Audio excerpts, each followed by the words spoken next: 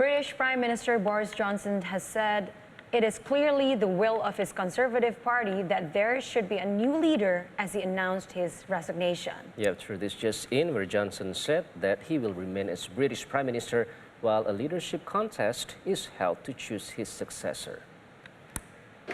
Good afternoon, everybody. Good afternoon.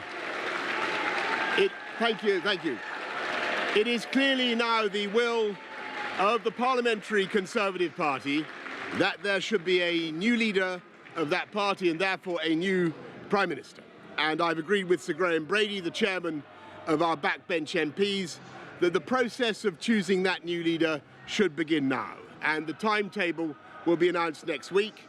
And I've today appointed a cabinet to serve, as I will, until a new leader is in place. So I want to say to the millions of people who voted for us in 2019, many of them voting Conservative for the first time, thank you for that incredible mandate, the biggest Conservative majority since 1987, the biggest share of the vote since 1979.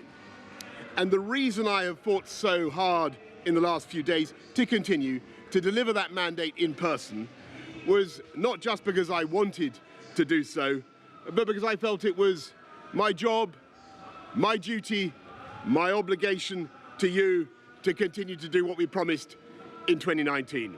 And of course, I'm immensely proud of the achievements of this government, from getting Brexit done to settling our relations with the continent for over half a century, reclaiming the power for this country to make its own laws in Parliament, getting us all through the pandemic, delivering the fastest vaccine rollout in Europe, the fastest exit from lockdown, and in the last few months, leading the West in standing up to Putin's aggression in Ukraine. And let me say now to the people of Ukraine that I know that we in the UK will continue to back your fight for freedom for as long as it takes.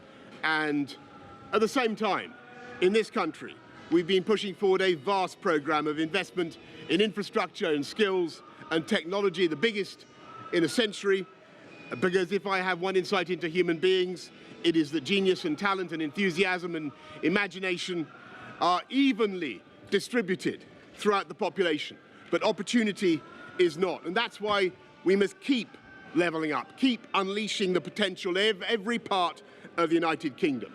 And if we can do that in this country, we will be the most prosperous in Europe. And in the last few days, I've tried to persuade my colleagues that it would be eccentric to change governments when we're delivering so much, and when we have such a vast mandate, and when we're actually only a handful of points behind in the polls, even in mid-term after quite a few months of pretty relentless sledging, and when the economic scene is so difficult domestically and internationally. And I regret not to have been successful in those arguments, and of course it's painful not to be able to see through so many ideas and projects myself. But as we've seen at Westminster, the herd instinct is powerful. When the herd moves, it moves. And my friends, in politics, no one is remotely indispensable.